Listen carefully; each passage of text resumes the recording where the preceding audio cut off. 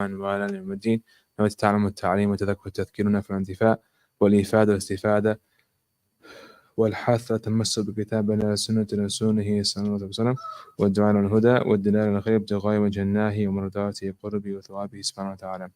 سبحان الله والحمد لله ولا إله إلا الله أكبر ولا حول ولا قوة إلا بالله العظيم. عدد كل الكتب مكتوبة بدل العبد ودار الدهرين. سبحانك لا علم لنا إلا ما علمتنا إنك أنت العليم الحكيم. وحسبنا الله ونعم الوكيل لا حول ولا قوة إلا بالله العظيم. اللهم إني أعوذ بك من أن أظلم أو أجهل عليه. اللهم أغننا بالعلم وزينا بالحلم وأكرمنا بالتقوى وجملنا بالعافية يا الراحمين يا أرحم الراحمين يا أرحم الراحمين. طيب, so we're picking up where we left off.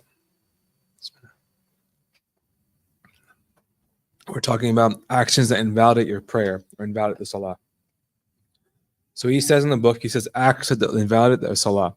Deliberately speaking invalidates the salah even if it be only 2 letters, as is a large amount out of forgetfulness. So we spoke about this last class, right?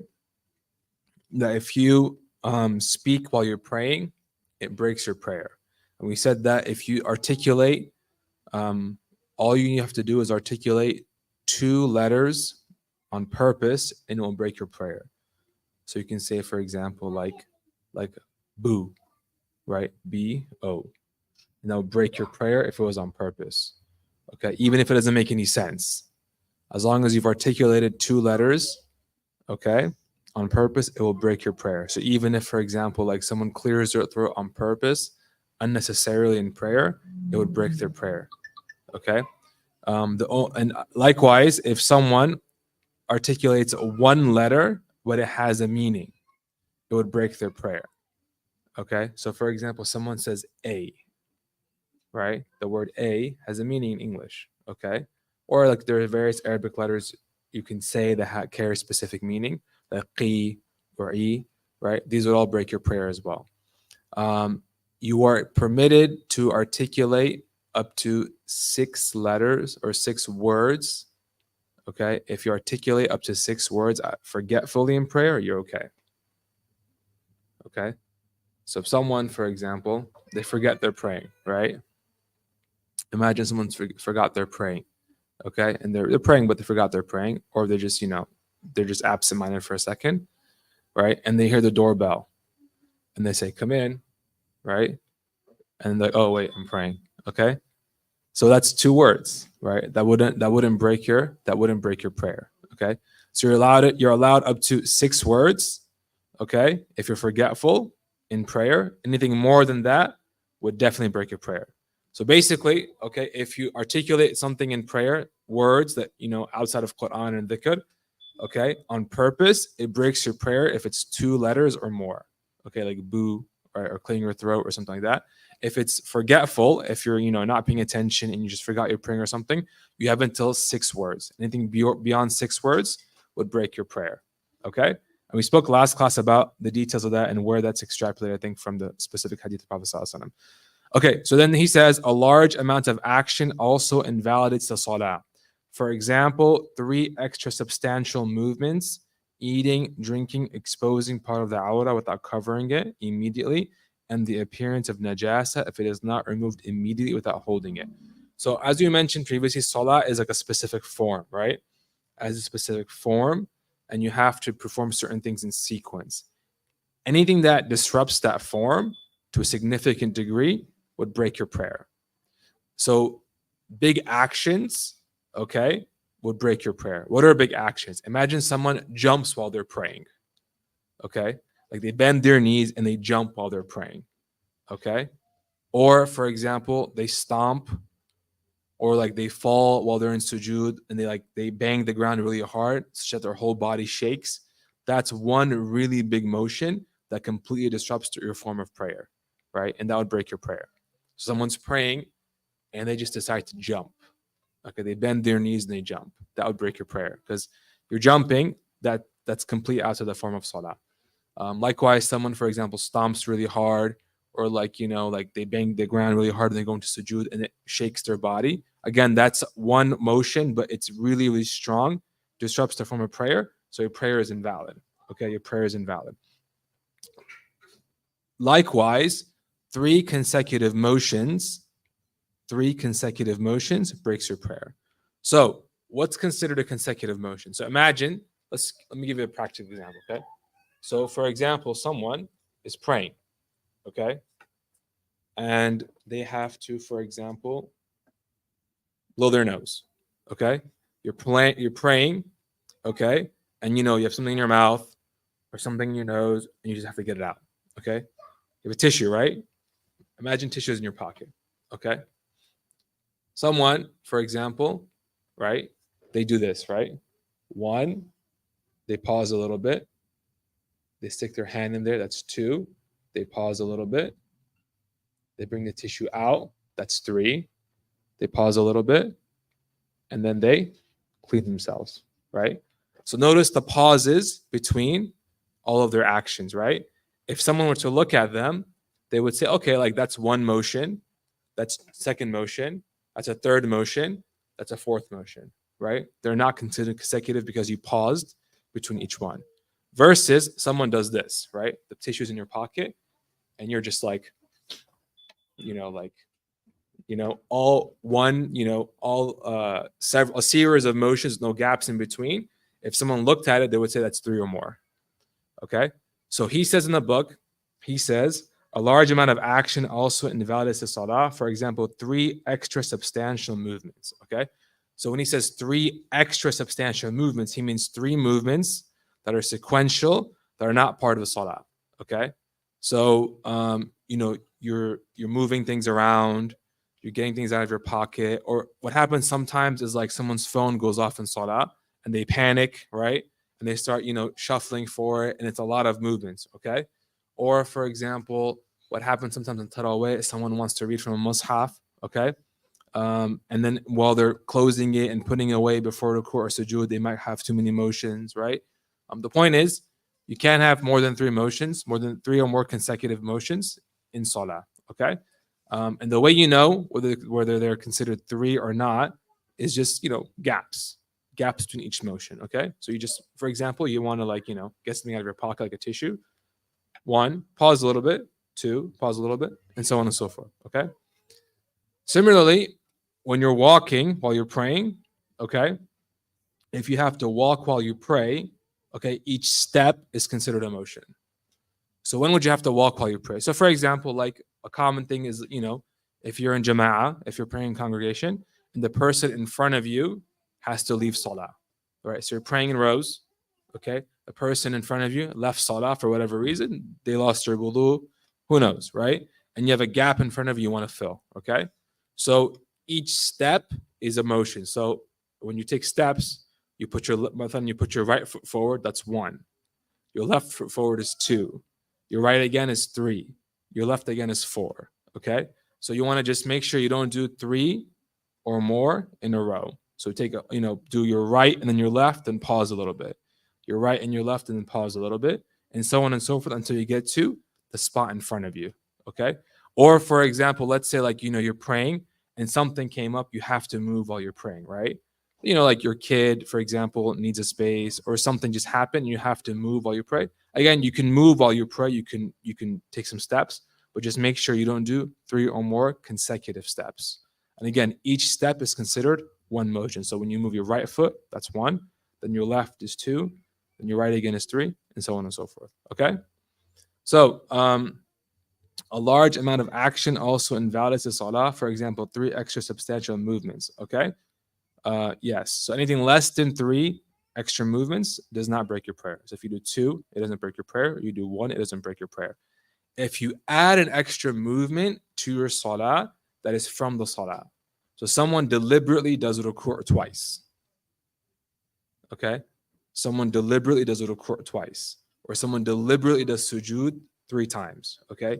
So they've added an extra thing to the prayer that's from the prayer itself. That also invalidates your prayer, because you've now changed the form of prayer. Why are you doing 2 rukus? Why are you doing 3 or 4 sajdas in one rak'ah? Like, there's no reason to do that. Okay.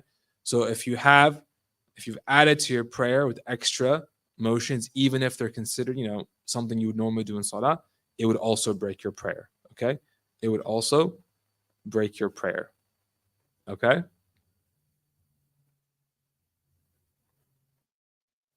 Now, all right. So then he says, eating, drinking, exposing part of the awra without covering it immediately, and the appearance of najasa if it is not removed immediately without holding it. So the next thing says eating and drinking also breaks your prayer.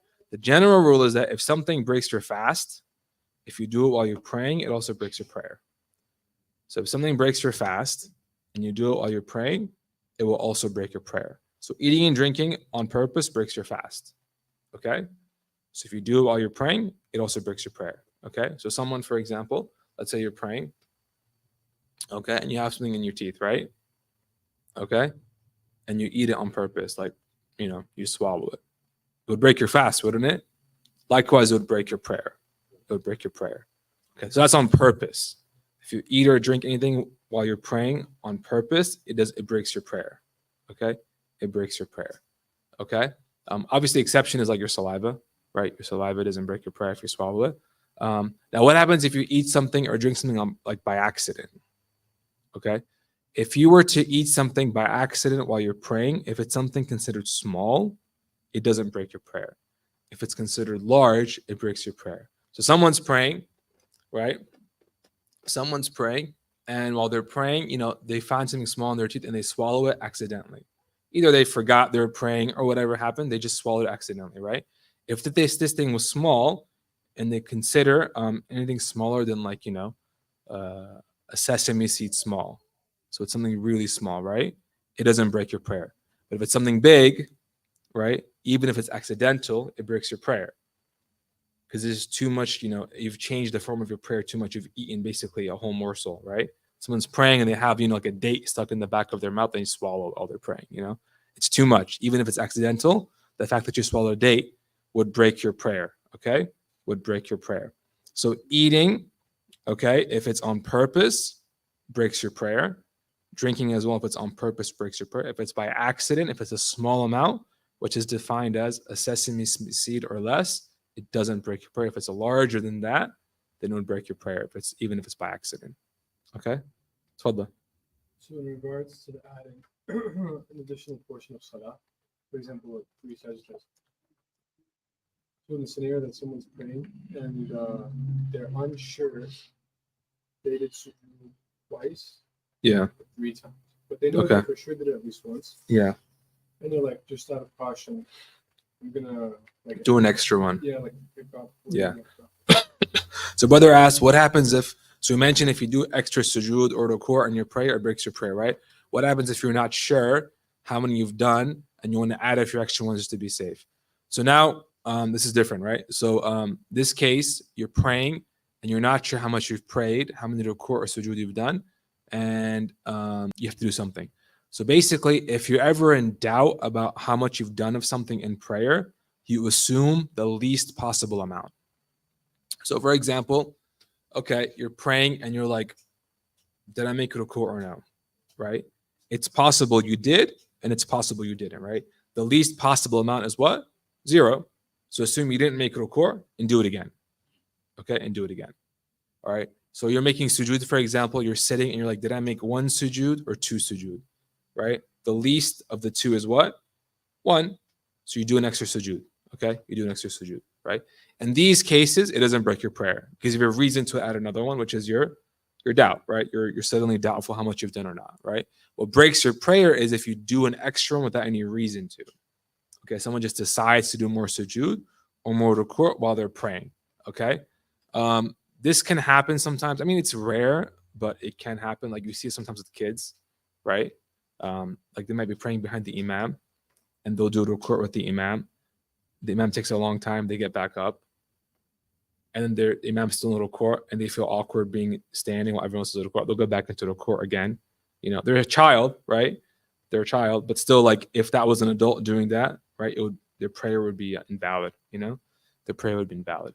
So doing it on purpose, it would break your prayer. But doing it in a situation like what you said, where you have a reason to repeat or to add extra ones because of your doubt, it's okay. All right. It's okay. So similarly as well, like if imagine someone, they forgot which rak'ah they're on. Okay, which happens a lot, right? People you might just forgot, am I my 3rd or my 4th? Okay, just assume the least of the 2, right? Assume you're on your 3rd, add an extra one. Okay, and you're fine.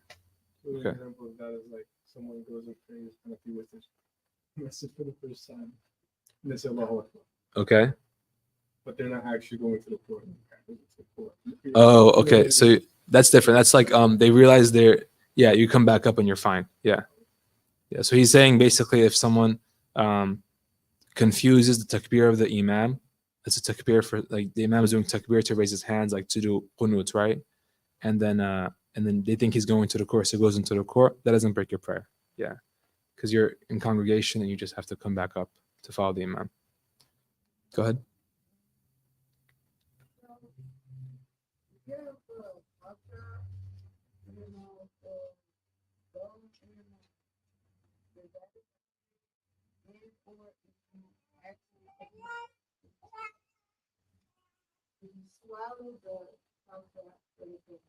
Yeah, so the sister asked, what happens if you have something in your mouth while you're praying, like gum or a cough drop?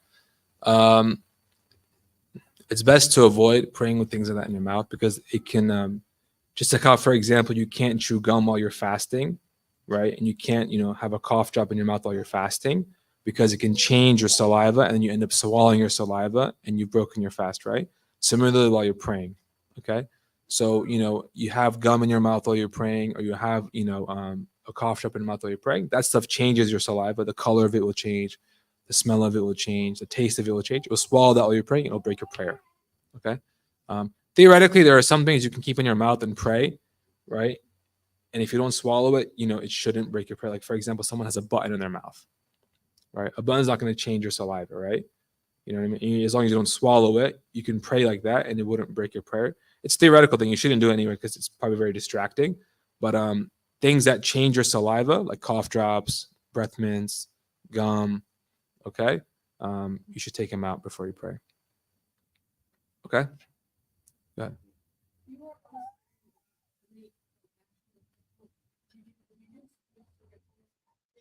Yeah, so in the case where you are unsure of how many, like what the brother mentioned, you're unsure of how many you did, and you do extra sujood or ruku' to be safe, it's sunnah to do sujood sahu or prostrate for forgetfulness afterwards. But if you don't, it's fine. Your prayer is fine.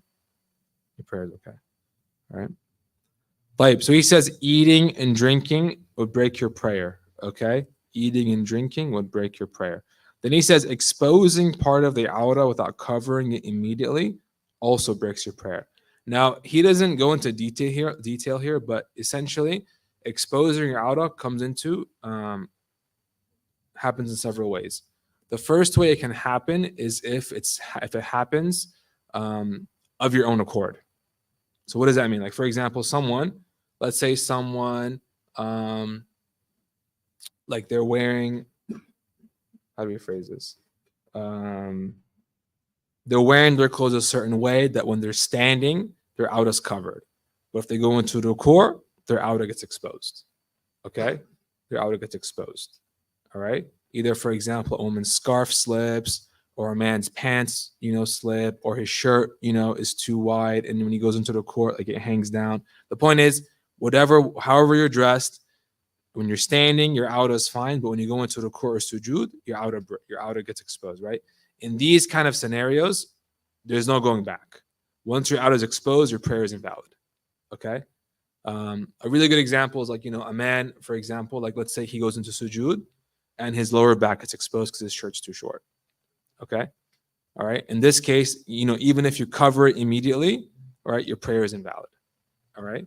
So you have to make sure from the start, before you start praying, that you're dressed in a way where throughout the entire prayer, your aura is going to be covered. Okay?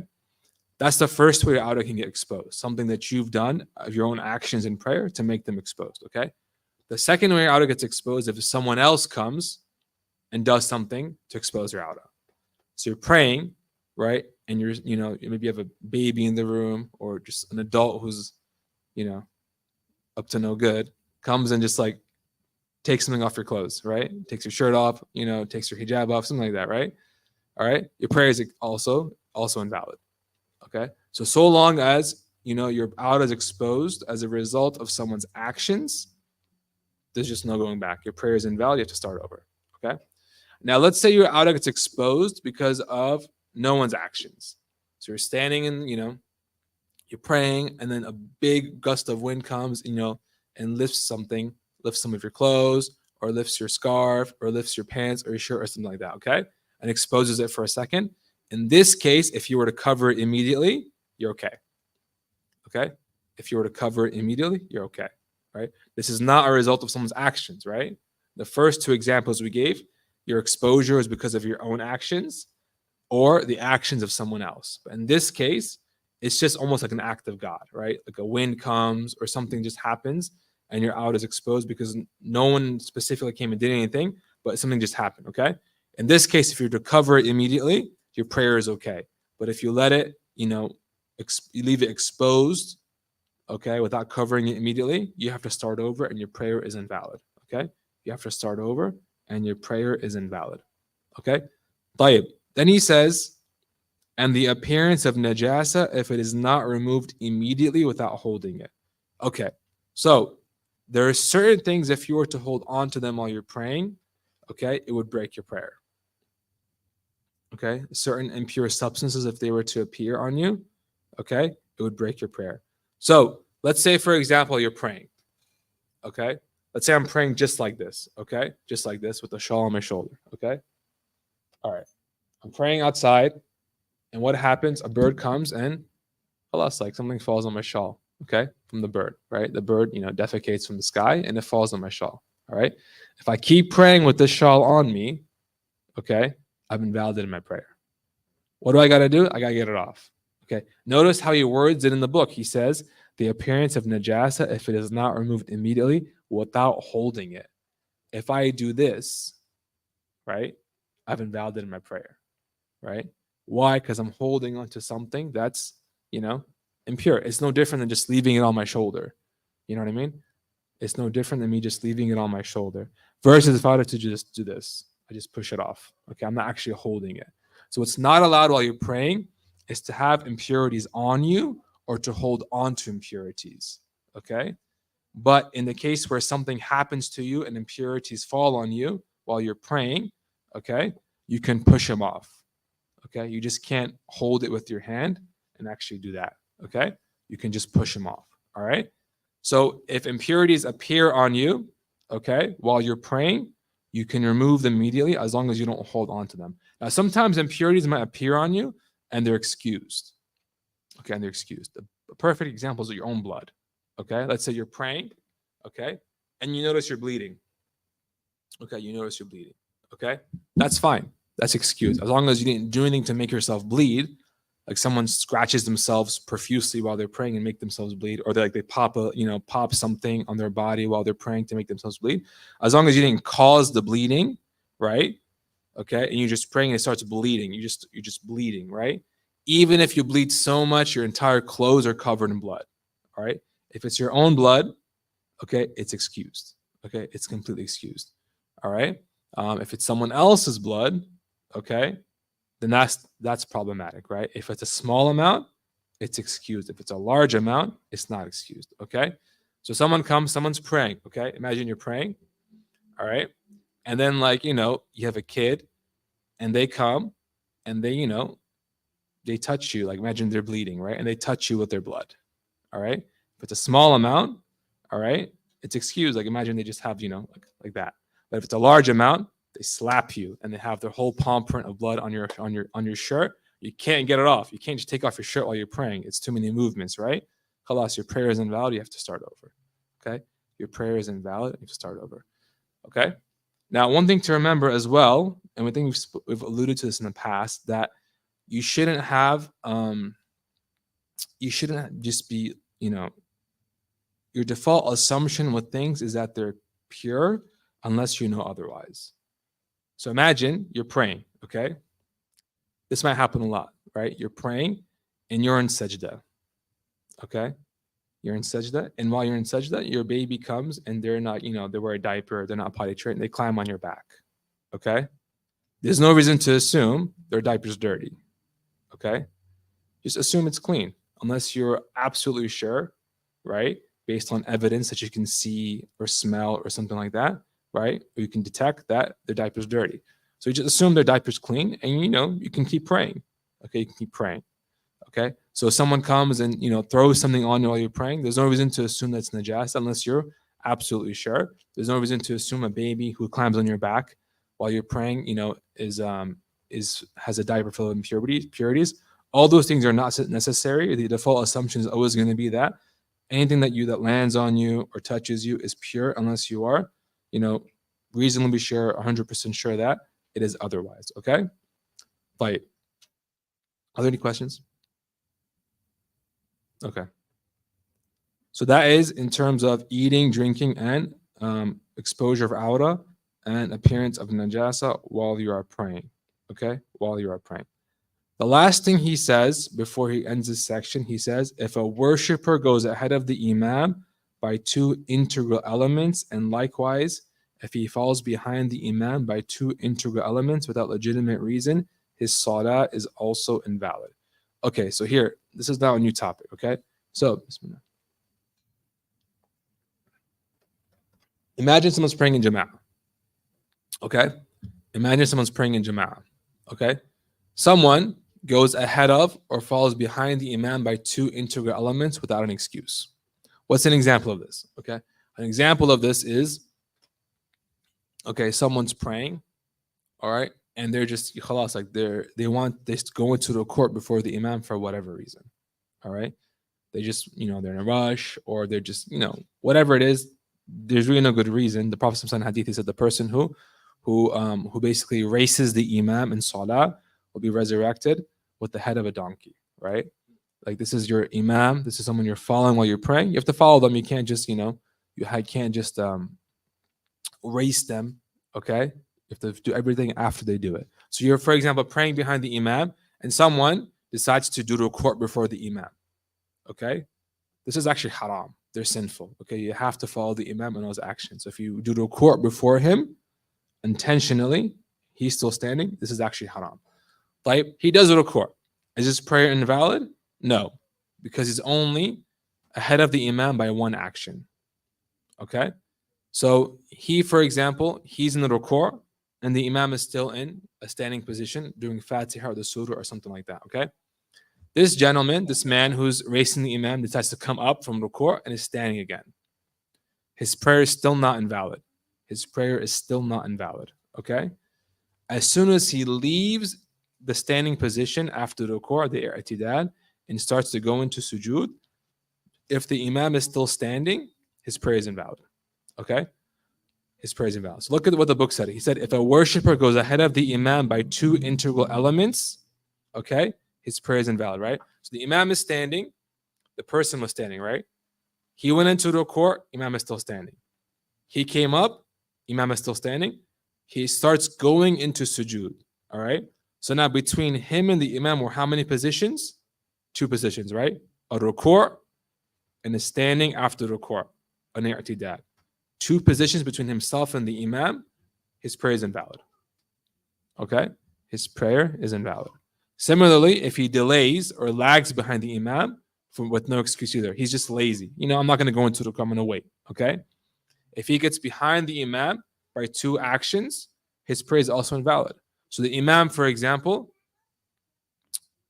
goes into the ruku', this person is still standing. Has no reason not to follow the imam. The imam comes up from ruku', he's still standing. And again, he has no reason to not follow the imam. The imam starts going into sujood and he's still standing. And again, he has no reason not to follow the imam. His prayer is invalid. Because there's two actions between himself and the imam. There's a ruku' and there's the i'tidal, or the standing position after the ruku'. Okay? So these are all cases where someone's prayer becomes invalid. All right? If they were to delay or lag behind the imam, or to go ahead of the imam without an excuse. If there's two actions between themselves and the imam, all right, their prayer becomes invalid. Okay? So he says, if a worshiper goes ahead of the imam by two integral elements, and likewise, if he falls behind the imam by two integral elements without legitimate reason, his salah is also invalid. The question now is, what's considered a legitimate reason to delay or to not follow the imam? The most common one is probably if someone's slow to recite. If someone is slow to recite. So imagine you have something, okay? you have something you have to recite in the salah that's wajib, okay, which is usually the Fatiha, okay, or maybe the tashahhud, okay, in the last sitting. Everything else in salah is not wajib to recite, right? The dhikr we do between the ruku' and the sujood, even the tashahhud al-awwal, the first tashahhud we do, the first sitting position is not wajib, okay? The only things that you have to do that are obligatory are with the Fatiha and the tashahhud at the very end and the salawat at the very end. So if someone, for example, they're in the standing position with the imam, okay, and they're a slow reciter, right? They're just a slow person. They're a slow reciter, right? For whatever reason, it's hard for them to recite the letters, or they're not well versed. Point is, they're just slow. Okay. Now they're slow in reciting the letters, reciting the Fatiha, and the imam goes into ruku', and they're not done yet. Okay. What do? Finish your Fatiha. You're okay. Okay. Finish your Fatiha. The imam goes into ruku'. All right. The imam comes back up. He's still reading the Fatiha. The imam goes into sujood now. Okay. He's still reading the Fatiha. He's okay. The imam sits up from the first sujood, and this guy is still reading the Fatiha. He's still okay. The imam goes into his second sajda. Okay. And this person is still reading the Fatiha. If the imam comes out of the second sajda and he hasn't gone into ruku' yet, now his prayer is broken. Okay. Now his prayer is broken. So if you have a reason to be delayed from following the imam, and the most common reason is you're a slow reciter for the Fatiha, you have until the imam gets out of his second sajda and starts to stand to finish your Fatiha and follow him. Okay? To finish your Fatiha and follow him. So what you should do is the following. Let's say, for example, again, you're a slow reciter and you're behind the imam, and he goes into ruku' and you're still reciting. All right? He comes back up, goes into sajda, sits back up, goes into second sajda. Try to finish by then. Okay? If you haven't finished by then, right, and you start standing up, okay, then just go into ruku' and just catch up to him. And then after the end of the prayer is over, stand up and make up that rak'ah. Okay? Make up that rak'ah on your own. Okay? But don't let him come back to leave the second sajda and you're still standing, because that'll break your prayer, invalidate your prayer. Okay? That'll invalidate your prayer. All right. Are there any questions? Okay. The last thing he says in this section, he says, prayer behind a non-believer, a woman, or someone of mixed gender is not valid. Okay. So he says here, prayer behind a non-believer, a woman, or someone of mixed gender is not valid. So a man can pray behind a man, but a man cannot pray behind a woman. Okay. A man can pray behind a man, but he cannot pray behind a woman. A woman can pray behind a woman or pray behind a man. All right? A woman can pray behind a woman or pray behind a man. And obviously, a Muslim can't pray behind a non-Muslim. So when he says pray behind a non-believer is not allowed, that's obvious. We can't pray behind someone who's not Muslim. And when he says a woman pray behind a woman is not allowed, he means in the case of a man. So a man cannot pray behind a woman, but a woman can pray behind a woman. Okay? A man can pray behind a child. So a man can pray behind a boy, for example. It's allowed. Or a woman can pray behind a little girl or a little boy. It's also allowed. Okay? So you can't pray behind someone who's not a believer. And a man can't pray behind a woman. Okay? But they can still pray behind a child, a boy, for example. And a woman can pray behind a woman or pray behind a man or pray behind a child. Okay? The last thing he says, or someone of mixed gender. So you can't pray behind someone of mixed gender. What he means by that is someone who's born in a way where their gender is not obvious. Okay? What that means is that, like medically, they're born in a way where their gender is not obvious, meaning either they're born with both organs, the female organ and the male organ, or, for example, they're born in a way where, like the organ they have is, it's not clear exactly what gender they are. Okay? In this case, okay, you can't pray behind them. A man can't pray behind them. Why? Because it's possible they're a woman, right? It's possible they're a woman, right? So we have men and we have women, right? These people who are born in this way, right? If through time, it'll become obvious whether they're a man or a woman. But so long as it's not apparent right now, okay, then a man can't pray behind them. A man can't pray behind them, okay? A woman can pray behind them because a woman can pray behind a man or a woman, right? So if this person whose gender is unknown, right? A woman prays behind them. They're either praying behind a man and their prayer is valid, or they're praying behind a woman and their prayer is valid. Okay. Now, what you can do, what you cannot do, for example, like a woman, okay, you know, transitions to being a man and decides to be an imam for a man. That's not valid. Okay. So in our religion, in Islam, gender transition doesn't change someone's actual gender. Okay. So if someone was born a woman and they, they have surgery or they take hormones or whatever, right? And even if they consider themselves a man now, right? They're not considered a man in the eyes of their religion, right? They're considered a woman still. So they cannot be the imam for a man. Okay. And similarly, right? A man decides to undergo, gender transition surgery or something like that. They take hormones or something like that, right? And they transition to being a woman. They're still considered a man. Okay. They're still considered a man. All right. And this is obviously if they're just changing the way they dress, that's even more so. Like they're definitely still considered the gender that they were born on. All right. Are there any questions?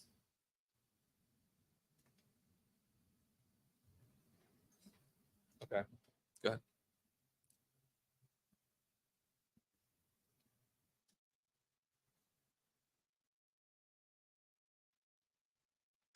I'm sorry, I can't hear you over the AC. Yeah.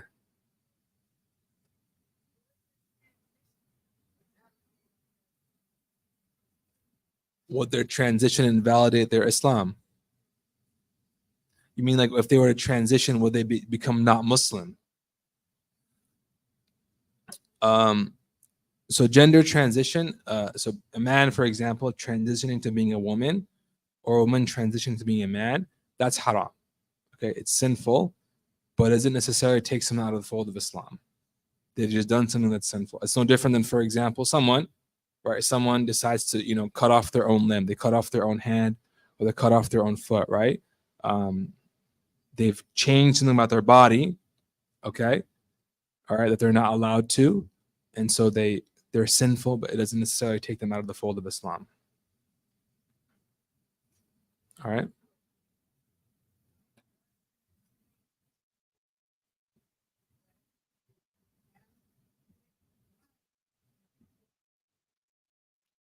Sorry, I can't hear you over the, yeah.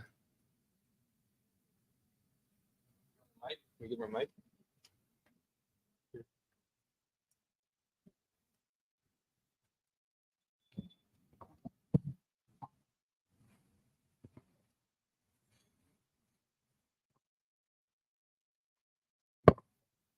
This one, I was trying to ask if a woman declines to want to pray behind a person that's transitioning, would that take her out of her Islam? So a woman declines to pray behind a person who is transitioning. So a woman, so who is the person? Why would it take him out of Islam? Because it's valid, because they can pray behind a man or a woman. So you're saying there's a woman and she doesn't want to pray behind someone who's like a woman is transitioning to be a man, for example, right? Yep. Would it take her out of being Muslim? Either way, yep. No, it wouldn't take them out of Islam. You have the right to pray behind whoever you want to pray. Okay. You can choose to pray behind someone, you cannot choose to pray behind someone. It's completely fine. Okay. And even in this case, you could say, like if someone performs gender transition surgery, okay, it's haram, we said, right? And that's a reason for that's even more of a reason for them to not be an imam at an institutional level, right? Because someone who's an open sinner, okay, who's open sinner, shouldn't be an imam, okay,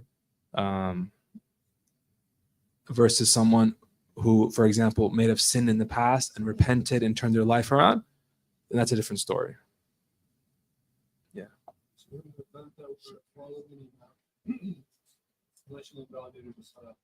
Their salah becomes invalid. What do the followers do? So if you're praying behind an imam and the imam's salah becomes invalid, let's say you're praying behind an imam, right?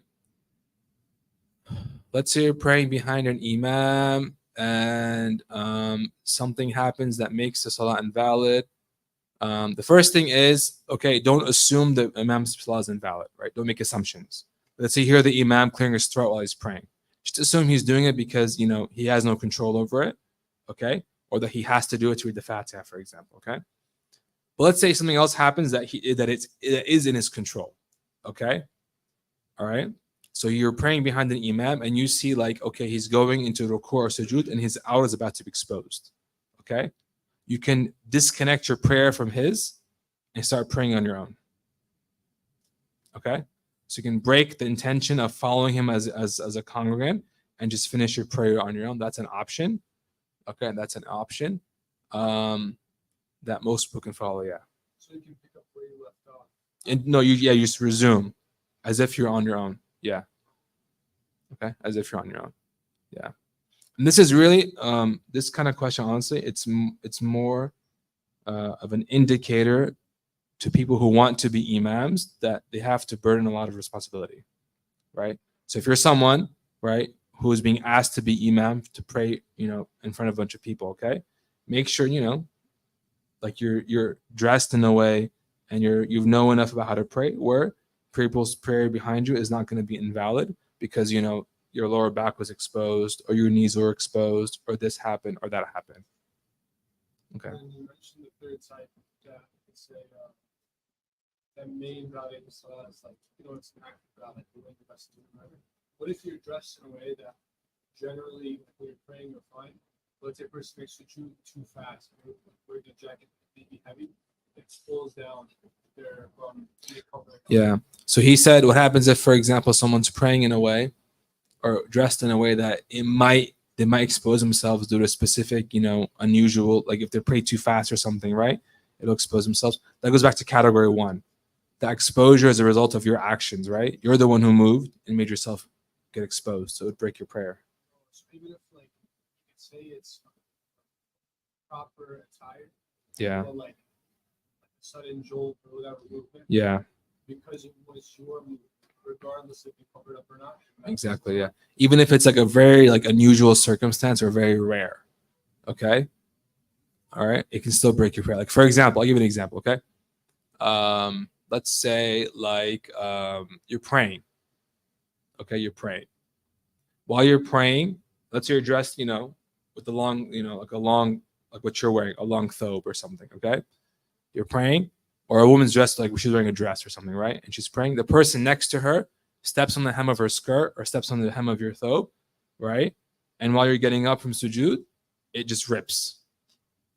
Okay? It just rips and you expose yourself. Halas, like that's a result of someone's actions. And yeah, it's extremely rare, right? And it's it's unfortunate, but it would invalidate your prayer. Okay?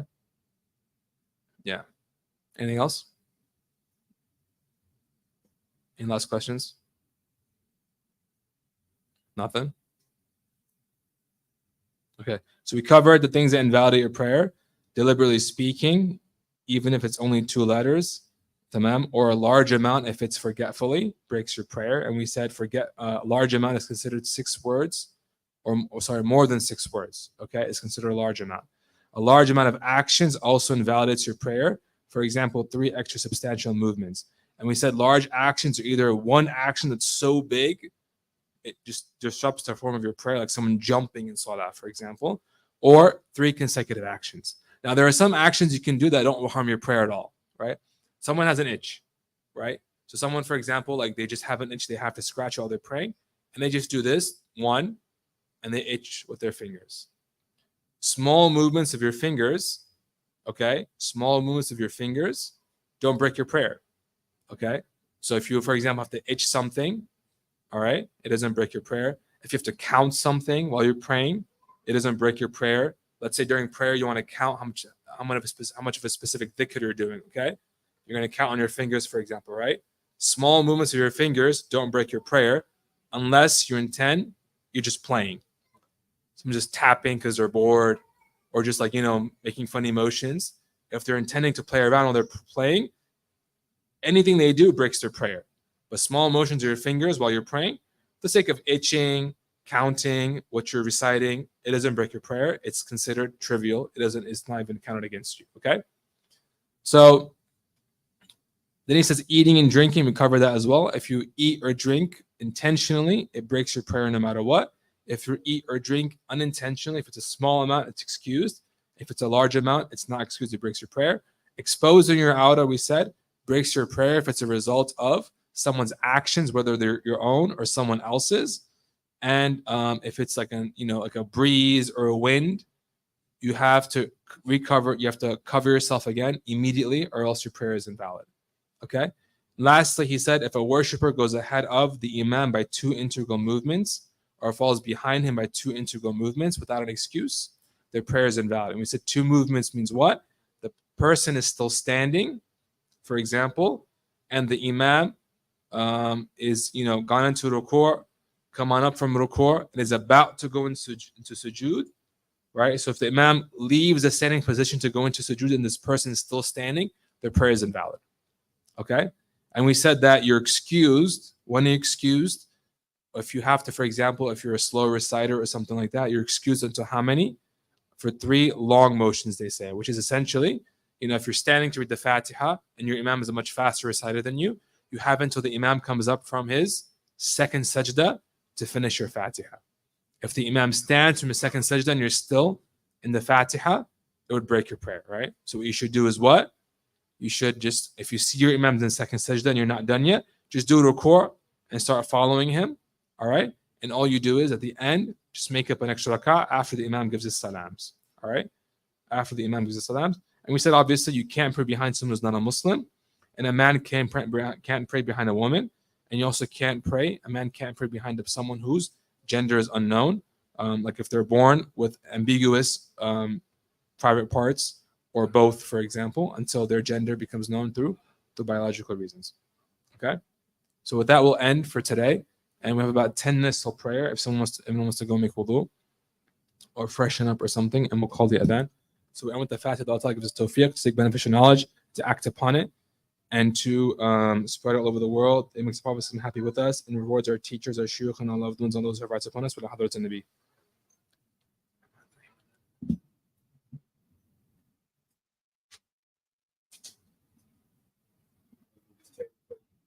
Yeah, sure.